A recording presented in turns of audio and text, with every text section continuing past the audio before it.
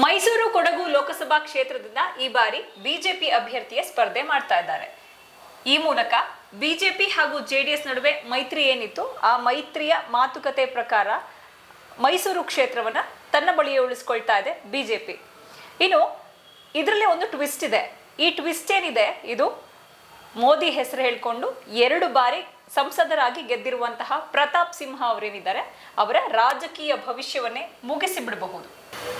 ಮಾಹಿತಿಗಳ ಪ್ರಕಾರ ಮೈಸೂರು ಕೊಡಗು ಲೋಕಸಭಾ ಕ್ಷೇತ್ರದಿಂದ ಈ ಬಾರಿ ಬಿಜೆಪಿ ಅಭ್ಯರ್ಥಿಯಾಗಿ ಜೆಡಿಎಸ್ ನ ಸಾರಾ ಮಹೇಶ್ ಅವರು ಸ್ಪರ್ಧೆ ಮಾಡಬಹುದು. ಆದ್ರೆ ಬಿಜೆಪಿ ಅಭ್ಯರ್ಥಿಯಾಗಿ ಸಾರಾ ಮಹೇಶ್ ಸ್ಪರ್ಧೆ ಮಾಡ್ತಾರೆ. ಇದರ ಬಿ ಫಾರ್ಮ್ ಅನ್ನು ಕೂಡ ಬಿಜೆಪಿಯೇ ಕೊಡ್ತಾ ಇದೆ. ಇನ್ನು ಬಿಜೆಪಿ ಹಾಗೂ ಜೆಡಿಎಸ್ ನಡುವೆ ಅಂದ್ರೆ ಕ್ಯಾಂಡಿಡೇಟ್ ಸ್ವಾಪಿಂಗ್ ಆಗ್ತಾ ಇದೆ, ಅಂದ್ರೆ ಅಭ್ಯರ್ಥಿಗಳ ಪಲ್ಲಟ ಆಗ್ತಾ ಇದೆ ಈ ಬಾರಿ ಲೋಕಸಭಾ ಚುನಾವಣೆಯಲ್ಲಿ. ಒಂದು ವೇಳೆ ಸಾರಾ ಮಹೇಶ್ ಅವರು ಮೈಸೂರು ಕೊಡಗು ಲೋಕಸಭಾ ಕ್ಷೇತ್ರದಿಂದ ಸ್ಪರ್ಧೆ ಮಾಡಿದ್ರೆ 2 ಬಾರಿ ಸಂಸದರಾಗಿರುವಂತಹ ಚಿಕ್ಕಮಗಳೂರು ಮೂಲದ ಸಂಸದ ಪ್ರತಾಪ್ ಸಿಂಹ ಅವರು ಮೈಸೂರಿನಿಂದ ಗಂಟು ಮೂಟೆ ಕಟ್ಕೊಂಡು ಹೊರಡಬೇಕಾಗತ್ತೆ ಮೈಸೂರಿನಿಂದ. ಸೊ ಇದು ವೆರಿ ಇಂಪಾರ್ಟೆಂಟ್ ಪೊಲಿಟಿಕಲ್ ಡೆವಲಪ್ಮೆಂಟ್ ಲತಾ. ಕಾರಣ ಏನು ಅಂತ ಹೇಳಿದ್ರೆ, ಪ್ರತಾಪ್ ಸಿಂಹ ಅವರು ಕಳೆದ 10 ವರ್ಷಗಳಿಂದ ಅಂದ್ರೆ 2014ರಿಂದ ಇಲ್ಲಿಯವರೆಗೆ ಆಸ್ ಎ MP ಏನ್ ಮಾಡಿದೀನಿ ಅಂತೇಳಿ ಬುಕ್ಲೆಟ್ ಅನ್ನ ರೆಡಿ ಮಾಡಿ ಹಂಚ್ತಾ ಇದ್ದಾರೆ ಬಿಜೆಪಿಯ ಮುಖಂಡರಿಗೆ, ದೆಹಲಿಯಲ್ಲಿರುವಂತಹ ಬಿಜೆಪಿಯ ನಾಯಕರಿಗೆ, ಕರ್ನಾಟಕದಲ್ಲಿರುವಂತಹ ಬಿಜೆಪಿಯ ನಾಯಕರಿಗೆ. ಮನೆ ಮನೆಗೆ ಹೋಗಿ, ಯಡಿಯೂರಪ್ಪನವ್ರ ಮನೆಗೆ ಹೋಗಿ, ಅಶ್ವತ್ಥ ನಾರಾಯಣ ಅವ್ರ ಮನೆಗೆ ಹೋಗಿ, ಅಮಿತ್ ಶಾ ಮನೆಗೆ ಹೋಗಿ, JP ನಡ್ಡಾ ಮನೆಗೆ ಹೋಗಿ, BL ಸಂತೋಷ್ ಮನೆಗೆ ಹೋಗಿ, ನೋಡಿ ನಾನು 10 ವರ್ಷದಲ್ಲಿ ಮೈಸೂರಲ್ಲಿ ಇಷ್ಟೊಂದು ಕೆಲಸ ಮಾಡಿದ್ದೀನಿ ಅಂತೇಳಿ. ಸೊ ಬುಕ್ಲೆಟ್ ಅನ್ನ ಹಂಚ್ತಾ ಇರುವಂತಹ ಪ್ರತಾಪ್ ಸಿಂಹ ಅವರಿಗೆ ಈಗ ಬಿಜೆಪಿ ಟಿಕೆಟ್ ಸಿಗದೆ ಇರಬಹುದು ಎನ್ನುವಂತಹ ಚರ್ಚೆ ಬಲ ಆಗ್ತಾ ಇದೆ. ಪ್ರಮುಖ ಕಾರಣ ಏನು ಅಂತ ಹೇಳಿದ್ರೆ, ಒಂದು, ಮೈಸೂರು ಲೋಕಸಭಾ ಕ್ಷೇತ್ರದಲ್ಲಿ ಪ್ರತಾಪ್ ಸಿಂಹ ಅವರು ಅಹಿಂದ ಸಮುದಾಯವನ್ನು ಪ್ರಬಲವಾಗಿ ಎದುರು ಹಾಕೊಂಡಿದ್ದಾರೆ. ಕಳೆದ ಕೆಲ ತಿಂಗಳಿಂದ, ವಿಶೇಷವಾಗಿ ವಿಧಾನಸಭಾ ಚುನಾವಣೆಯ ಸಂದರ್ಭದಿಂದ ಹಿಡಿದು ನಿರಂತರವಾಗಿ ಅಹಿಂದ ಸಮುದಾಯವನ್ನ ಪ್ರತಾಪ್ ಸಿಂಹ ಅವರು ಎದುರಾಕೊಂಡಿದ್ದಾರೆ.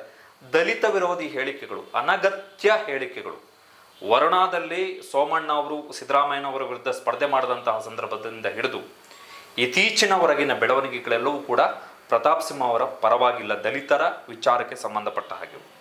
ಜೊತೆಗೆ ಮೈಸೂರು ಜಿಲ್ಲೆಯ ಬಹುತೇಕ ಬಿಜೆಪಿ ನಾಯಕರ ಜೊತೆಗೆ ಪ್ರತಾಪ್ ಸಿಂಹ ಅವರ ಸಂಬಂಧ ಕೂಡ ಹಾಳಾಗಿದೆ.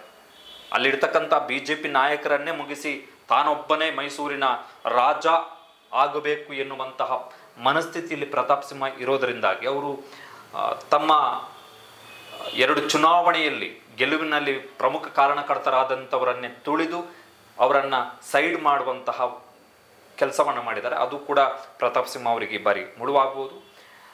ಅದರ ಜೊತೆಗೆ ವೆರಿ ಇಂಟ್ರೆಸ್ಟಿಂಗ್, ಕೊಡಗು ಜಿಲ್ಲೆಯಲ್ಲಿ 2 ಪ್ರಮುಖ ಅಸೆಂಬ್ಲಿಗಳಿರುವಂಥದ್ದು, ವಿರಾಜಪೇಟೆ ಮತ್ತು ಮಡಿಕೇರಿ. ಇದರಲ್ಲಿ ನಿರಂತರವಾಗಿ ಬಿಜೆಪಿ ಗೆದ್ಕೊಳ್ತಾ ಬರ್ತಾ ಇತ್ತು. ಆದರೆ ಕಳೆದ ವಿಧಾನಸಭಾ ಚುನಾವಣೆಯಲ್ಲಿ ಆ 2 ಕ್ಷೇತ್ರಗಳನ್ನು ಐತಿಹಾಸಿಕ ರೀತಿಯಲ್ಲಿ ಕಾಂಗ್ರೆಸ್ ಗೆದ್ದಿದೆ. ಸೊ ಈ ಫ್ಯಾಕ್ಟರ್ಗಳೆಲ್ಲವೂ ಕೂಡ ಪ್ರತಾಪ್ ಸಿಂಹ ಅವರಿಗೆ ಮೈಸೂರು ಲೋಕಸಭಾ ಕ್ಷೇತ್ರದಲ್ಲಿ ಮುಳುವಾಗ್ತಾ ಇದೆ ಸದ್ಯದ ಮಟ್ಟಿಗಂತೂ. ಹೀಗಾಗಿ ಪ್ರತಾಪ್ ಸಿಂಹ ಅವರ ಬದಲಿಗೆ ಅಭ್ಯರ್ಥಿಗಳ ಹುಡುಕಾಟದಲ್ಲಿ ಬಿಜೆಪಿಯೂ ಇದೆ.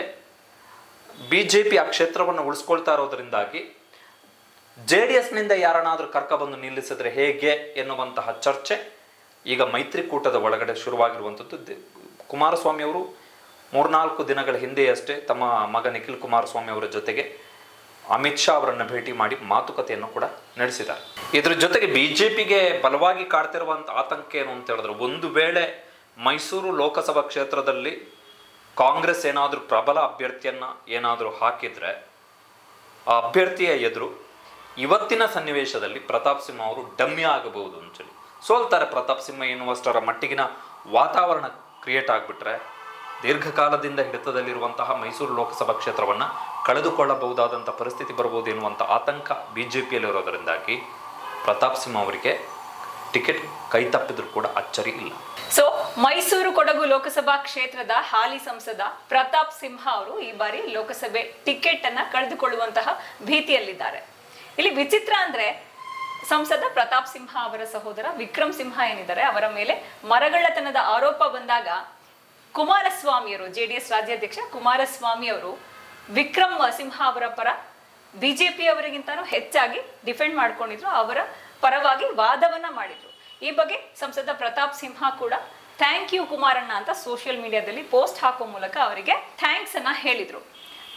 ಈಗ ಇಂಟ್ರೆಸ್ಟಿಂಗ್ಲಿ ಇದೇ ಕುಮಾರಸ್ವಾಮಿ ಅವರು ತಮ್ಮ ಪರಮಾಪ್ತ ಸಾರಾ ಮಹೇಶ್ ಅವರಿಗೆ ರಾಜಕೀಯ ಶಕ್ತಿ ತುಂಬುವಂತಹ ಸಲುವಾಗಿ ಮರಗಳ್ಳತನ ಎದುರಿಸ್ತಾ ಇರುವಂತಹ ವಿಕ್ರಮ್ ಸಿಂಹ ಅವರ ಸಹೋದರ ಹಾಗೆ ಸಂಸತ್ ದಾಳಿಕೋರರಿಗೆ ಪಾಸ್ ಕೊಟ್ಟಂತಹ ಸಂಸದ ಪ್ರತಾಪ್ ಸಿಂಹ ಅವರಿಗೆ ಖೆಡ್ಡ ತೋಡುವಂತಹ ಕಾರ್ಯಾಚರಣೆಗೆ ಇಳಿದಿದ್ದಾರೆ. ಸೊ ವೆರಿ ಇಂಟ್ರೆಸ್ಟಿಂಗ್ ಇದು. ಕಾರಣ ಏನು ಅಂತ ಹೇಳಿದ್ರೆ ಥ್ಯಾಂಕ್ ಯು ಕುಮಾರಣ್ಣ ಅಂತೇಳಿ ಅವಿಸ್ಮರಣೀಯ ಟ್ವೀಟ್. ವಿಕ್ರಮ್ ಸಿಂಹ ವಿರುದ್ಧ ಆರೋಪಗಳು ಕೇಳಿ ಬಂದಂಥ ಸಂದರ್ಭದಲ್ಲಿ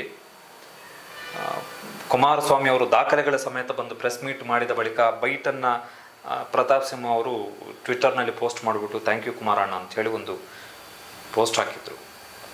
ಸೊ ಈಗ ಅದೇ ಕುಮಾರಸ್ವಾಮಿ ಅವರ ಪ್ಲ್ಯಾನ್. ಸಾರಾ ಮಹೇಶ್ ಅವರು ಸೋತಿದ್ದಾರೆ ವಿಧಾನಸಭಾ ಚುನಾವಣೆಯಲ್ಲಿ. So indeed some political bounce back ಸಿಗುವಂಥ ಅವಕಾಶವನ್ನು ಬಳಸ್ಕೊಳ್ಳೋಣ ಎನ್ನುವಂಥ ನಿರೀಕ್ಷೆಯಲ್ಲಿ ಅವರು ಕೂಡ ಇರುವಂಥದ್ದು.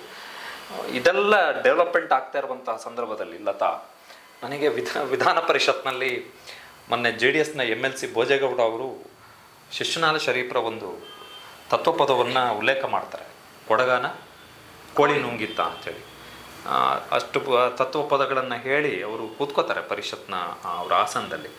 ಸೊ ಈಗ ಈ ಡೆವಲಪ್ಮೆಂಟನ್ನೆಲ್ಲ ನೋಡಿದಾಗ ಅನಿಸ್ತಾ ಇರುವಂಥದ್ದು ಇಲ್ಲೂ ಕೂಡ ಯಾರು ಯಾರಿಗೋಸ್ಕರ ಯಾರನ್ನ ಖೆಡ್ಡಕ್ಕೆ ಬಿಡಿಸ್ತಾ ಇದ್ದಾರೆ ಅಂತೇಳಿ.